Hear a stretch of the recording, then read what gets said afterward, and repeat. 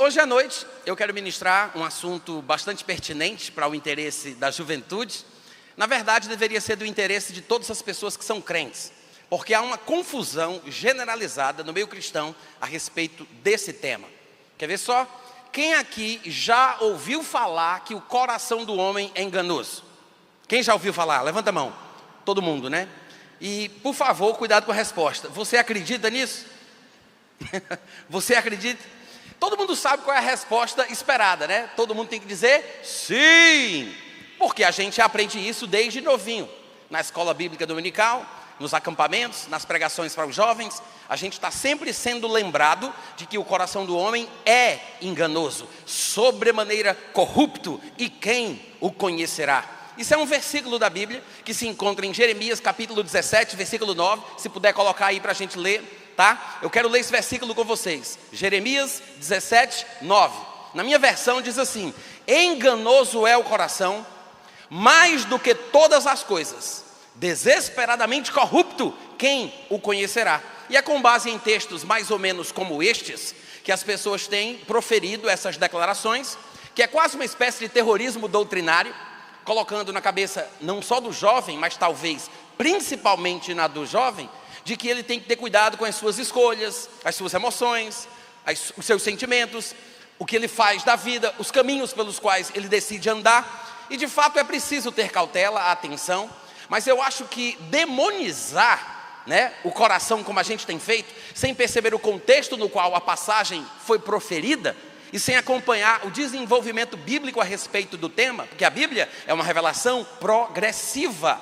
Se a gente não fizer isso, se a gente não tiver essa cautela, eu tenho certeza que quem vai sair perdendo somos nós. Porque mesmo hoje, em 2025, esse tema é ensinado como se nada tivesse sido feito a respeito dessa condição humana. Como se até hoje, mesmo depois de crente, mesmo depois de nascido de novo, mesmo depois de cheio do Espírito Santo, você ainda estaria acreditando que o seu coração é enganoso.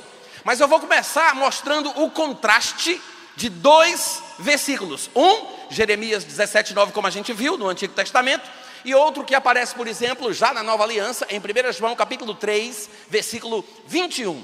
Em 1 João 3, 21, está escrito assim: amados. Quantos amados nós temos aqui hoje à noite? Você sabe que esse negócio de chamar o outro de amado é coisa de crente, né? Quando se diz amados, é porque o texto está sendo endereçado a pessoas que nasceram de novo, aos filhos de Deus, aqueles que são uma nova criação. Ele está falando com crente que nasceu de novo. Então, amados, se o coração não nos acusar, temos confiança diante de Deus. Se. Vocês podem repetir essa palavrinha? Sim. Eu quero ouvir isso mais alto, hein? Como é que é? Sim. Só para decorar? Sim. Se o quê? Se o coração não nos acusar, temos confiança diante de quem? Do coleguinha? Do amigo próximo, mais íntimo? Da mamãe e do papai? É confiança diante do pastor? Confiança diante do professor? Confiança diante de quem? Não existe confiança mais importante do que essa, porque as pessoas veem a aparência, mas Deus vê o coração. Vocês estão aqui hoje à noite?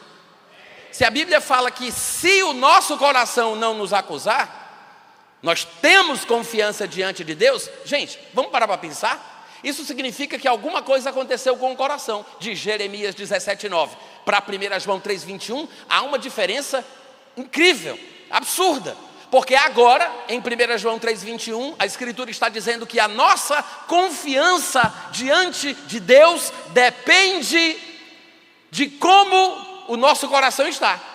Porque se, e somente se, como diz na matemática, se e somente se o nosso coração não nos acusar, não é se Satanás não nos acusar, se o nosso inimigo íntimo não nos acusar, não é se os coleguinhas da escola não nos acusarem, ele está dizendo se o nosso coração não nos acusar, é que nós temos confiança diante de Deus. Se o nosso coração fosse tão enganoso quanto o povo tenta convencer a gente que ele é, como eu poderia aceitar uma declaração dessa? Som, teste, experiência. Parece que tem um problema nesse microfone, né? Vocês estão aqui hoje à noite?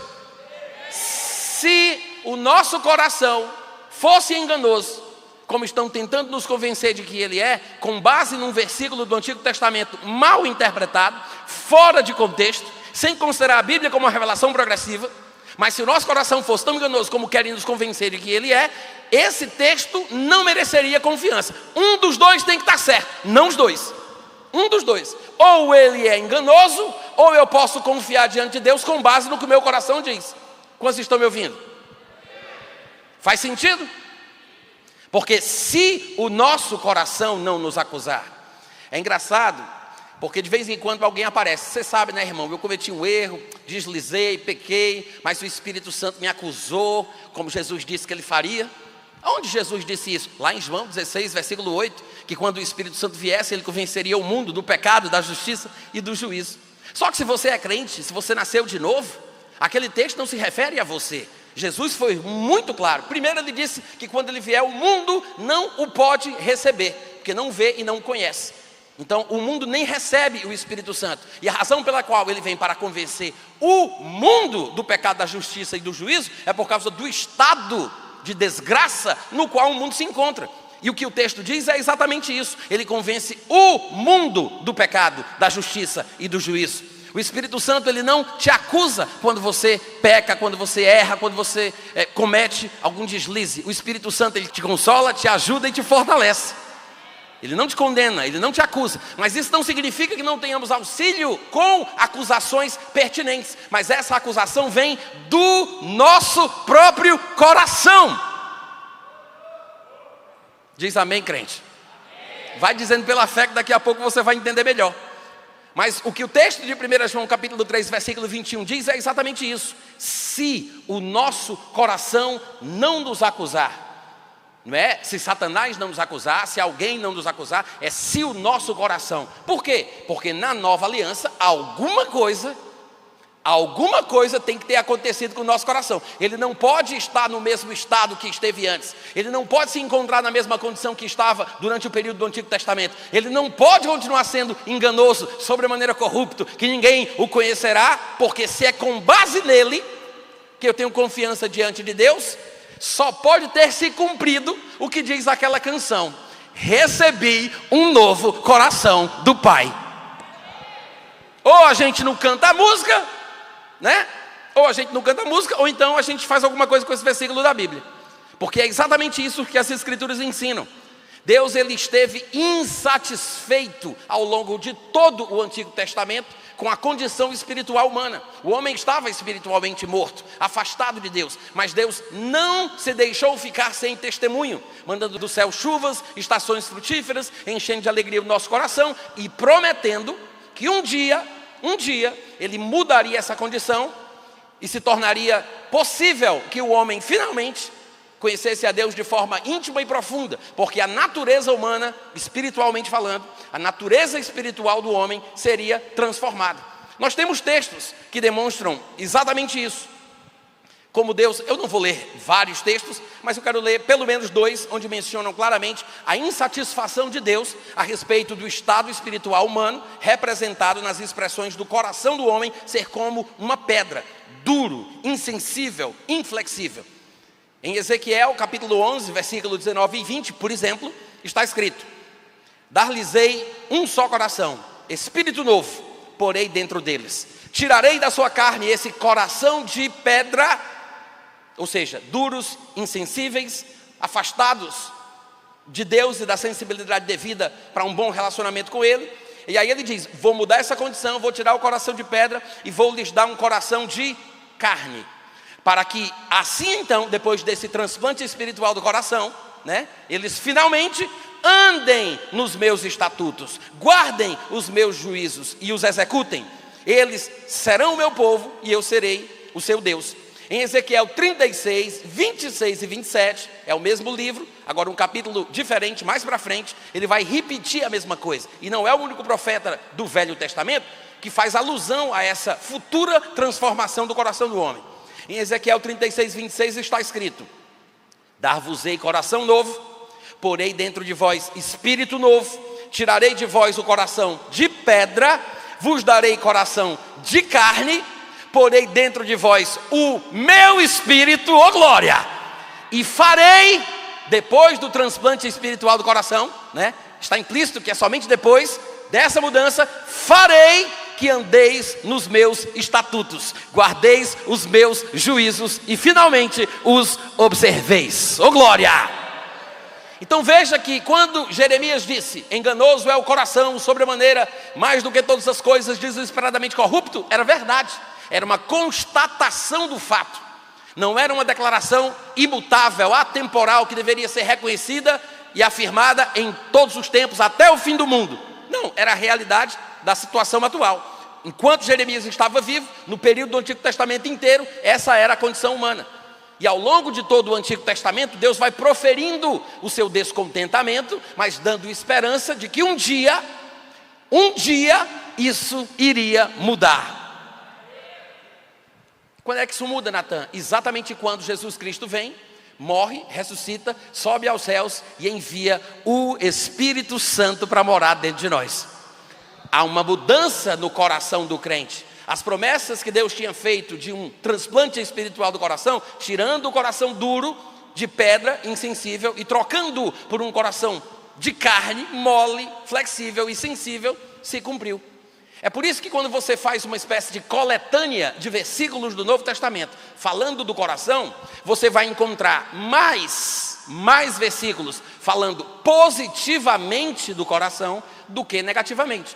Temos versículos que apontam para aspectos negativos do coração do homem, assim como a Bíblia fala sobre a importância do crescimento espiritual, da purificação espiritual. Lá em 2 Coríntios capítulo 7, versículo 1, Paulo diz, ora, já que temos tais promessas, purifiquemo-nos de todas as impurezas, tanto da carne quanto do espírito.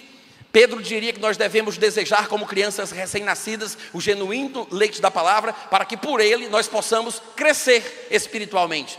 A Bíblia fala sobre purificar o coração, lavar as mãos, no livro de Tiago. Então há contextos em que é preciso tratar sobre as impurezas com as quais ainda estamos apegados, e o coração entra nessa equação também. Então há passagens do Novo Testamento que mostram aspectos negativos em relação ao coração, mas essa não é a regra, é um caso específico de uma vida ou de um estilo de vida específico, e a Bíblia trata sobre isso, mas de forma geral, há uma mudança radical na abordagem do texto bíblico em relação ao coração. Não é qualquer coração de qualquer pessoa, mas o coração do crente não é mais enganoso. Amém, gente?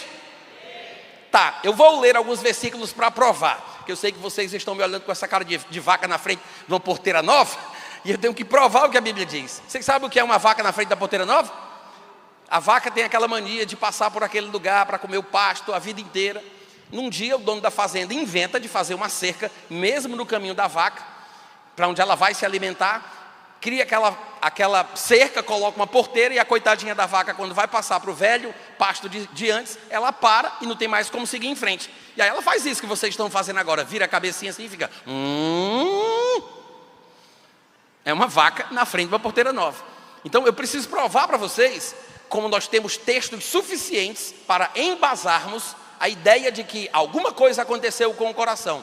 Houve uma mudança, houve uma transformação, e de que muito provavelmente a promessa que Deus fez, que tiraria o coração de pedra e nos daria um coração de carne, já se cumpriu. Primeira passagem, 2 Coríntios capítulo 4, versículo 6. Posso ler? Posso ler, gente? Porque Deus que disse... No Antigo Testamento ele disse isso muitas vezes. Porque o Deus que disse, das trevas um dia resplandecerá a luz, Ele mesmo resplandeceu onde? Como é que está escrito aí? Resplandeceu onde? Em nosso coração, para a iluminação do conhecimento da glória de Deus na face de Cristo. Veja, o Deus que prometeu das trevas resplandecerá a luz. Glória! O texto diz, Ele mesmo resplandeceu no coração. Bom, se Deus está brilhando lá dentro do coração, e eu ainda acho que Ele é enganoso, alguma coisa está errada. Alguma coisa está errada. Porque como você poderia estar em trevas, sem saber o que fazer, confuso e indeciso, se Deus está brilhando dentro do seu coração? Às vezes, de forma prática, isso acontece porque a gente dá mais ouvidos às vozes de fora do que às vozes de dentro. E a gente não observa que a maneira número 1 pela qual Deus nos conduz na vida, que Deus nos guia, é através do nosso próprio coração, através do nosso próprio homem interior, do nosso espírito. A palavra coração é usada de forma figurativa. Claro que ele não está falando do órgão físico que bombeia o sangue pelo corpo. Mas porque este órgão físico é muito importante, sendo um dos primeiros a funcionar e um dos últimos a parar de bater, e é também ele quem bombeia o sangue pelo resto do nosso corpo, e em todo o Antigo Testamento se fala que o sangue é a vida. É claro que o coração é a melhor figura para se falar sobre a parte mais importante do ser humano. O gênero humano foi criado por Deus um ser tripartido. Somos espíritos, alma e corpo. Paulo diz isso em 1 Tessalonicenses capítulo 5, versículo 23. E o Deus da paz vos santifique em tudo. E ele logo em seguida diz o que é tudo. Ele diz que todo o vosso espírito, vossa alma e vosso corpo sejam conservados íntegros e irrepreensíveis para a vinda de nosso Senhor Jesus Cristo. Que Deus vos santifique em tudo. E isso é tudo, tá? Se você pensar em um outro nome, né? Mente, homem interior do coração, homem exterior, ego, psique, qualquer outra palavra que você tiver em mente, não é uma suposta quarta parte, porque o homem é constituído por essas únicas 3 partes. Toda e qualquer outra palavra que você pense a respeito da natureza humana tem que se encaixar em uma dessas 3 categorias, porque este é o homem todo, completo, tá? Espírito, alma e corpo. Então, quando se fala de coração na Bíblia, se está falando da parte principal do ser humano. Ora, se Deus é espírito e nos fez uma duplicata em espécie da categoria divina, a sua imagem e semelhança, significa que somos seres espirituais, que é por isso que podemos nos relacionar com Ele espiritualmente. Nós estamos na mesma categoria porque Deus quis que fosse assim. Eu sou um espírito, tenho uma alma com as suas qualidades emocionais e intelectuais e habito dentro de um corpo físico. Amém, gente? Quando você vê coração na Bíblia, você pode ter certeza, é uma referência à essência do homem, ao ponto principal e central da natureza humana. Se eu falasse qual é o coração do problema, é a razão pela qual as pessoas discutem. Qual é o coração da árvore, o cerne da árvore por onde passa a seiva, o coração da cidade. O coração do homem é o espírito humano. É por lá que Deus nos guia, é por lá que Deus nos orienta. É por isso que lá em 1 João capítulo 3, versículo 21 que nós lemos, dizia que se o nosso coração não nos acusar, está tudo bem diante de Deus. Porque é dessa forma que Deus nos conduz em paz e em segurança e dentro da sua vontade. Quando o nosso coração nos acusa, é um alerta divino para todo aquele que nasceu de novo, porque é um recurso que só tem quem nasceu de novo, tá? Quando o nosso coração nos acusa, é uma forma divina da gente saber que aquele caminho não é um caminho seguro, que aquele terreno é escorregadio, é areia movediça, é perigoso. É uma forma de Deus, através do nosso coração, nos alertar. E eu sei que pode parecer uma coisa estranha você ouvir dizer que o seu próprio coração te acusa a respeito de alguma escolha, de alguma decisão, algum relacionamento, algum curso que você pretenda fazer, alguma mudança na sua vida, seja de que ordem for. Mas há sensações ruins que são positivas e há sensações prazerosas que são negativas. Porque se o crente peca e se sente bem, isso é mal. Mas se o crente peca e se sente mal, isso é bom. Estou pregando muito bem hoje à noite. Cadê os amém, os aleluia, gente? Eu vou repetir. Vou repetir, presta atenção. Se o crente peca e se sente bem, isso é mal. Se o crente peca e se sente mal, isso é bom. Ou seja, nem toda sensação desconfortável, desagradável, como uma acusação vinda do nosso próprio coração, nem toda situação desconfortável e desagradável é necessariamente negativa. Porque se sentir mal em determinados contextos pode ser muito positivo. A dor, por exemplo, é considerada como uma coisa ruim. Mas é bom sentir dor para não se experimentar um prejuízo permanente. Uma pessoa que tem lepra ou hanseníase, ela não tem sensibilidade em certas partes do seu corpo. Isso pode parecer positivo, porque se ela encostar numa panela, ela não sente dor. Mas o fato dela não sentir dor pode fazer com que ela tenha uma queimadura muito mais grave do que ela teria se sentisse a dor no primeiro instante e instintivamente puxasse o braço dali. Quantos estão entendendo? Da mesma forma, o nosso coração recriado, que foi gerado por Deus, esse coração de carne, quando comparado ao coração de pedra, um coração sensível, flexível, que percebe as coisas de Deus, é o guia divino da nossa nova vida. Considerá-lo ainda, até hoje, como enganoso, é prejudicar a principal fonte, depois da palavra de Deus. É considerar a principal fonte, depois da palavra, que mais merece confiança, como uma coisa perigosa. Ou seja, você vai perder a principal fonte por meio da qual Deus te orientaria na vida, a respeito dos teus relacionamentos, das tuas decisões, das tuas escolhas. Tudo na vida é preciso de uma boa visão. É bom você saber o que você está fazendo e se certificar de que aquilo não vai te tirar dos caminhos do Senhor. Não é o que o povo mais quer na vida. Quer saber com quem deve casar, que profissão deve escolher, em que país deve morar, o que vai ser o seu futuro. Tudo que as pessoas querem é descobrir o que é a vontade de Deus para elas, mas não percebem que a informação para esse conhecimento está mais perto do que você imagina. Está dentro do seu coração. Porque o Deus que disse, das trevas resplandecerá a luz, Ele mesmo resplandeceu em nosso coração para a iluminação do conhecimento da glória de Deus na face de Cristo. Não vem com essa de dizer que o coração é enganoso. O coração do crente que nasceu de novo não é. Deus está brilhando lá dentro. Se você não ouve Deus, se você não percebe a sua presença, se você não consegue ouvir a sua voz, são outros 500. É outra coisa. Não vem com essa história de dizer que é porque o engano está vindo do seu coração. Você não pode dizer isso, porque Deus resplandeceu no seu coração. Quantos crentes nós temos aqui hoje à noite? Então Deus resplandeceu no teu coração. Mas não é o único texto. Eu disse que leria alguns textos no Novo Testamento que mostram o aspecto positivo do coração do crente que nasceu de novo. Em 2 Coríntios capítulo 1, versículo 22 está escrito que também nos selou, Deus nos selou e nos deu a garantia, o penhor do Espírito em, cadê o texto? Em nosso coração. Amém, gente? Sim ou não? Nos selou e nos deu o penhor do Espírito em nosso coração.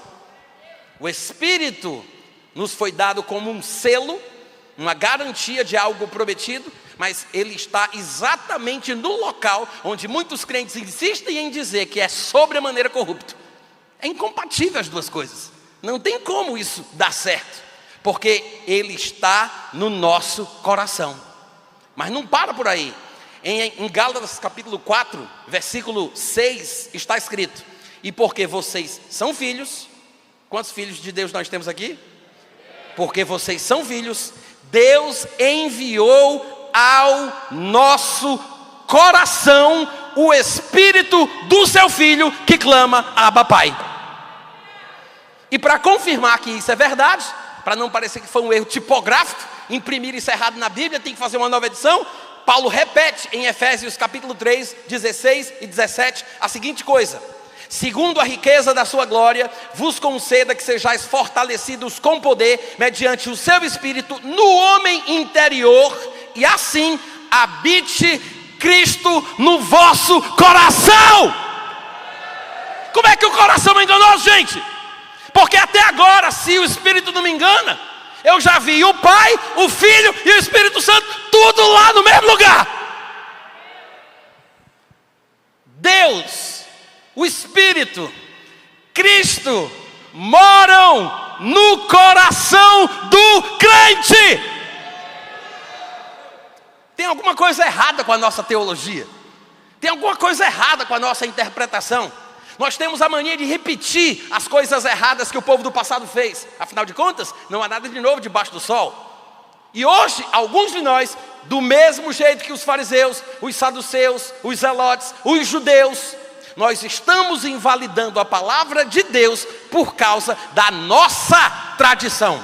Pode ser tradição cristã, pode ser tradição evangélica, pode ser o que for, mas preferimos muitas vezes dar lugar à nossa tradição, à nossa interpretação, ao nosso modo de pensar e sentir as coisas, do que a própria palavra. mesmo com abundância de versículos, como eu estou fazendo aqui, demonstrando, esfregando na cara de vocês, ainda tem gente que fica, não sei, mas sei lá, né, de repente, por causa de um versículo, fora do contexto, mal interpretado, obscuro, as pessoas desprezam diversos versículos claros, objetivos, bem diretos a respeito do tema. Vocês entendem isso?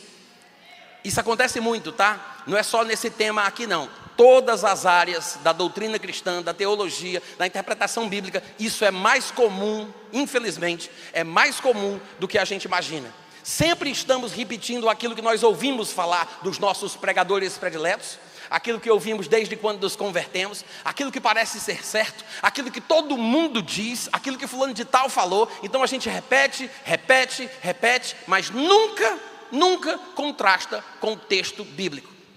Temos medo de sermos chamados de heréticos, de blasfemadores e sermos descartados da comunidade cristã. Porque todo mundo vai falar mal da gente, vai olhar para a gente de uma forma estranha. E a gente prefere ser benquisto pelo povo, receber tapinha nas costas e ser querido e abraçado, do que ficar do lado da verdade. Essa é a questão. Mas quem perde é quem descarta a informação que realmente faz a coisa acontecer. Quantas pessoas precisam de orientação, de iluminação, de sabedoria, de conhecimento e desprezam a fonte através da qual a informação vem, a direção de Deus vem. Por quê? Porque as pessoas insistem em continuar acreditando que o coração é enganoso e descartam todos os textos que nós vimos aqui. Em Romanos capítulo 5, versículo 5, também está escrito: a esperança não confunde, porque o amor de Deus é ou foi, dependendo da versão que você estiver lendo, é derramado em nosso coração. Onde é que está o amor de Deus? No cotovelo? Nas costas? Nas pernas? Na cabeça? No hemisfério esquerdo do cérebro? Onde é que está o amor de Deus? No nosso coração. E em Colossenses capítulo 3, versículo 15, Paulo mais uma vez diz: a paz de Cristo seja o árbitro em vosso coração. Como é que tu vai fugir desse tanto de versículo, hein, crente? Como é que tu vai fugir destas passagens? A paz de Cristo seja o árbitro, o juiz. A paz de Cristo no coração me faz saber se algo está certo ou está errado. É por meio da paz que nós somos guiados. Essa paz opera dentro do nosso coração. O que é que isso nos mostra? Que precisamos urgentemente entender melhor, afinal de contas, o que é esse coração, como ele se encontra, o que o Novo Testamento, a Nova Aliança tem a dizer sobre isso, porque estamos desprezando ele há muito tempo. E não deveríamos ter feito isso, porque parece, né, pelo que nós vimos aqui, que é o lugar mais importante da nossa nova vida, para que nós possamos ter uma vida bem-sucedida, feliz, cheia de Deus, na paz do Senhor. Amém, gente? Bom, eu não vou ler o texto porque é muito longo, deixa eu ver quanto tempo me resta. Mas lá em Jeremias, capítulo 31, do versículo 31 a 34, vocês podem conferir isso depois, ele fala sobre essa promessa de que um dia Deus vai mudar as condições. Ele vai fazer uma nova aliança, não de acordo com os padrões da antiga aliança que ele havia feito e o povo não ficou nela. Ele vai mudar algumas questões importantes que possibilitarão que o homem consiga fazer a vontade de Deus. E é exatamente isso o que a gente viu. Ele está se referindo de forma indireta às mesmas promessas que ele repetia por profeta, vez após vez, né? Por diversos profetas, de que mudaria o coração de pedra, daria um coração de carne, tiraria essa insensibilidade humana e traria a possibilidade de conhecer a Deus, de praticar aquilo que é certo e de fazer a sua vontade. Então, quando chega na nova aliança, o Novo Testamento começa a dizer que isso que foi possibilitado ao homem, que foi feito ao homem por meio da obra redentora de Jesus Cristo, é o cumprimento do que havia sido prometido ao longo de todo o Antigo Testamento.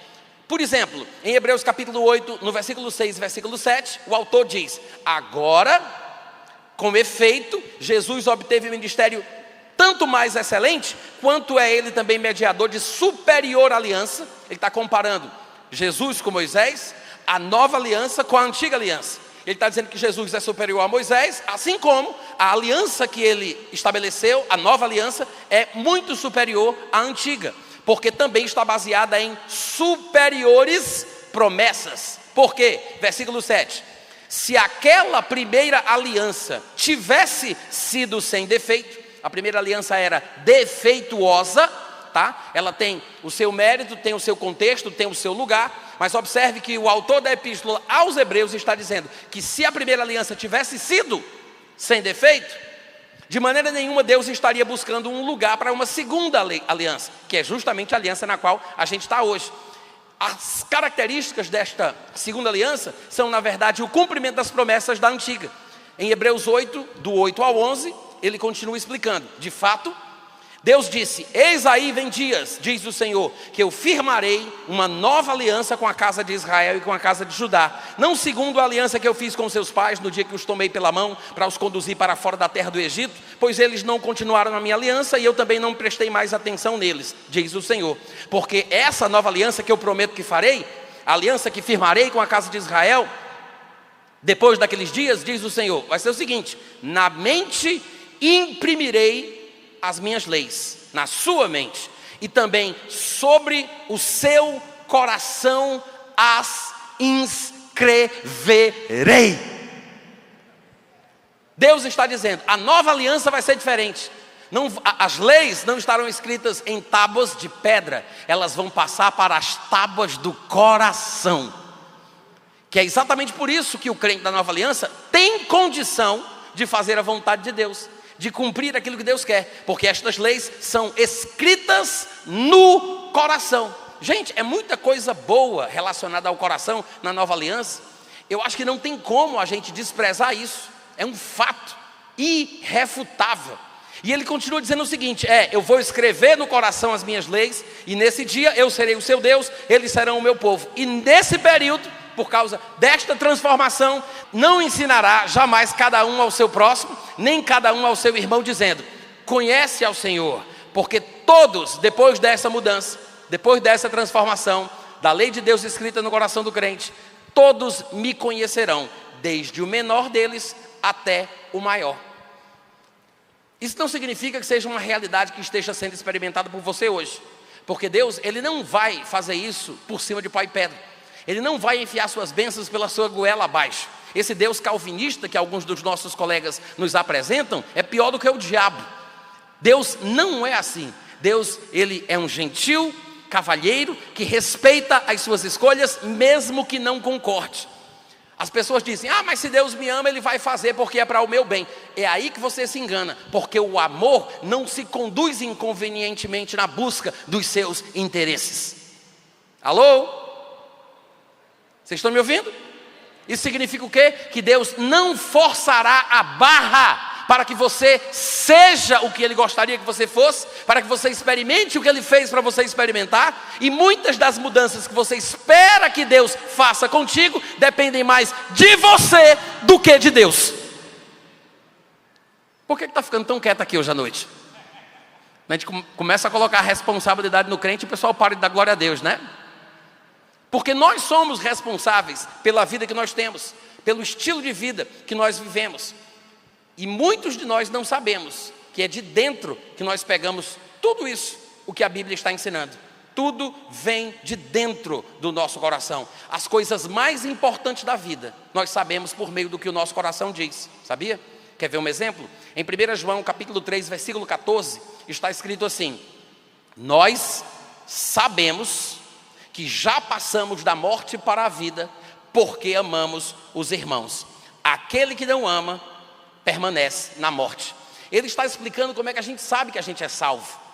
Não tem esse negócio de dizer assim: eu não sei se eu sou salvo, só Deus sabe, né? Porque é Deus que conhece as coisas. Não, quem foi salvo sabe que é salvo. Porque nós sabemos que passamos da morte para a vida, porque algo dentro de nós mudou. Sabemos, diga eu sei. Você não precisa de um profeta colocando a mão na sua cabeça para lhe confirmar no reino de Deus. Eis que eu te digo, varão valoroso, tu és meu filho, sim, tu és. Você não precisa disso. Por quê? Porque nós sabemos. Eu sei. Se eu não sei, alguma coisa está errada. Se eu tenho dúvidas, se eu sou ou não sou salvo, se eu nasci ou não nasci de novo, se eu passei ou não passei da morte para a vida, pode ser que eu ainda não tenha feito a passagem. Pode ser.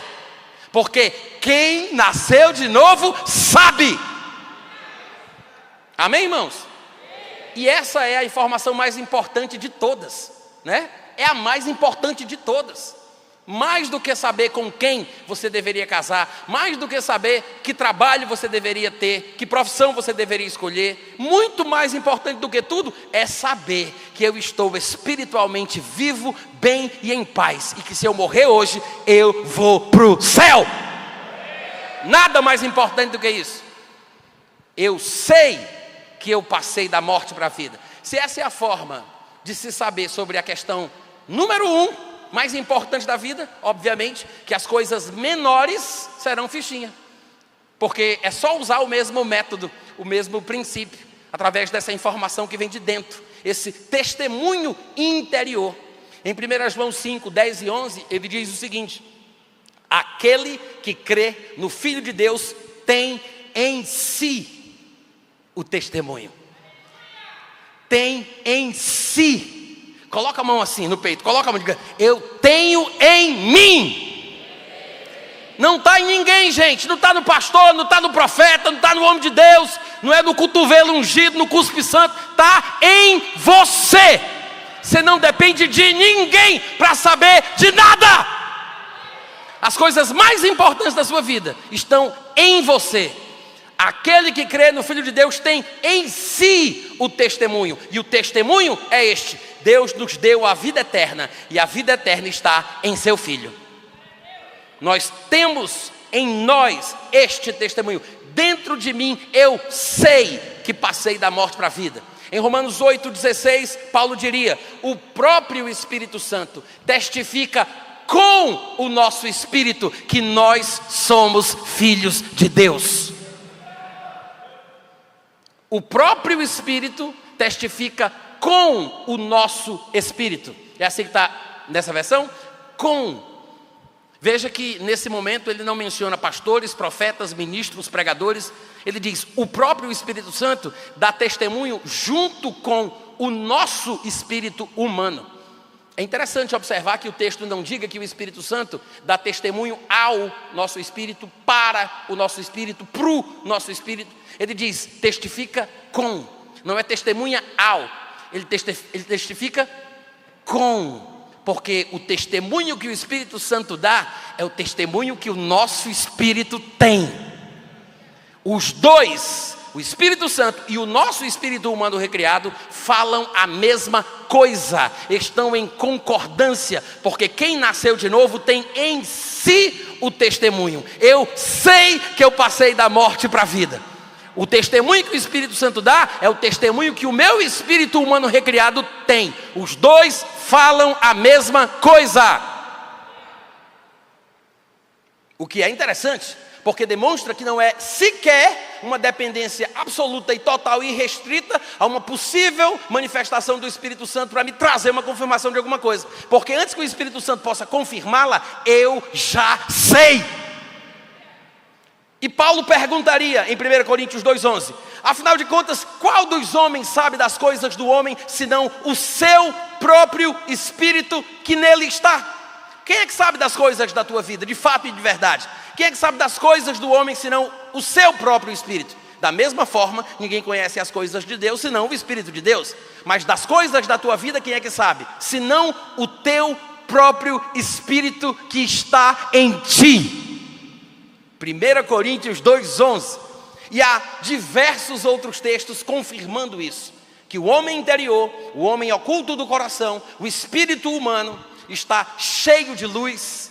O Pai, o Filho e o Espírito Santo moram, residem lá. e que é de lá que você vai saber de todas as coisas que você precisa, das escolhas, das decisões, as informações. A sensibilidade do crente parte deste coração recriado por Deus. Amém, gente? É por isso que algumas pessoas que não entendem essa questão se confundem até o dia de hoje e não percebem que estão sendo orientadas por coisas que são completamente antibíblicas. Quantos crentes vocês já não viram dizendo: Deus, se de repente essa porta bater 3 vezes, se cair uma folha na minha cabeça, ou se entrar uma pessoa de camisa vermelha, uma Coca-Cola Light na mão, é porque tu queres isso? Quantos crentes não têm esse costume de fazer essas mandingas, né, para tentar descobrir a vontade de Deus? Por quê? Porque é tudo crente ignorante, que não conhece o que a Bíblia diz e não sabe de onde a informação que ele precisa vem. Está querendo algo que aconteça do lado de fora, como o povo do Antigo Testamento fazia. Está tudo querendo informação vinda do lado de fora, confirmação do lado de fora, e não presta atenção ao lugar bíblico, neotestamentário, do Novo Testamento, de onde realmente a informação vem. Vocês estão me ouvindo?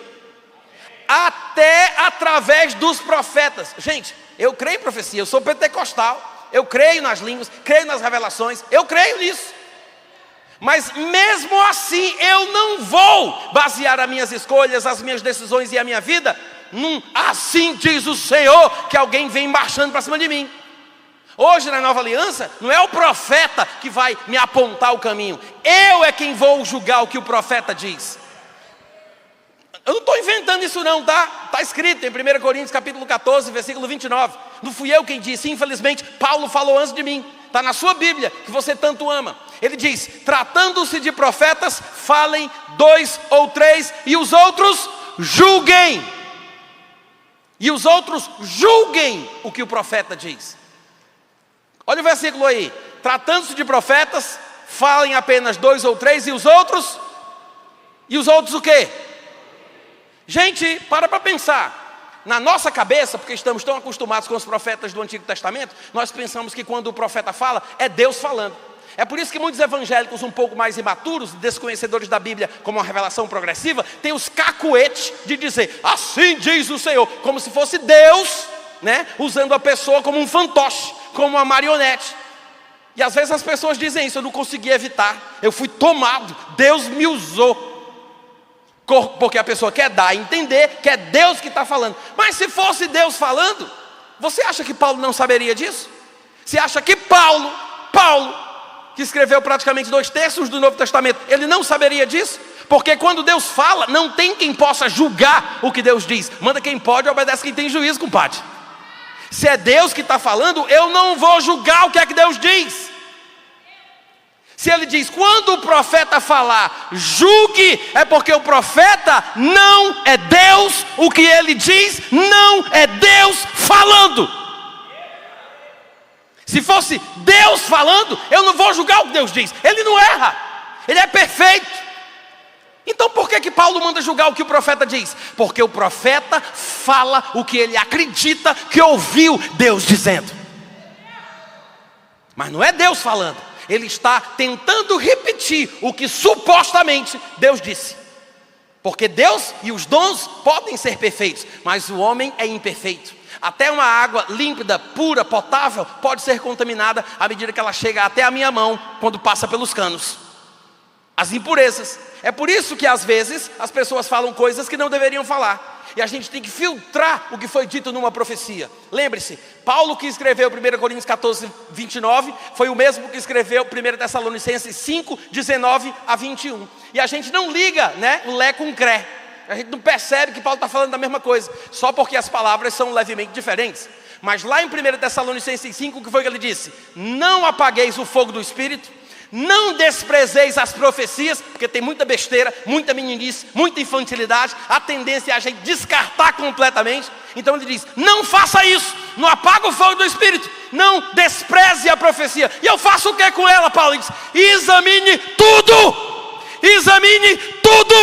e fique com o que é bom. Profetizou, o que é que eu faço? Eu julgo, eu analiso, eu examino e retenho a parte que presta. Mas por que o crente tem essa moral toda? Da onde que Paulo pensa que o crente pode julgar uma profecia? Analisar o que o profeta diz. Porque na nova aliança não tem mais esse negócio do profeta me ensinar sobre Deus. Porque todos o conhecerão, desde o menor até o maior deles. Se cumpriu aquilo que Deus prometeu. Ele fez o transplante espiritual do coração. Ele tirou o coração de pedra, nos deu um coração de carne, escreveu no nosso coração o que é certo e o que é errado, o que é da vontade dele e o que não é. E se nós aprendermos a ouvir a voz do nosso coração, nós aprenderemos a manter a nossa vida em paz e confiança diante de Deus. Amém, gente? Você aprendeu alguma coisa hoje à noite? Deus te abençoe. Pratica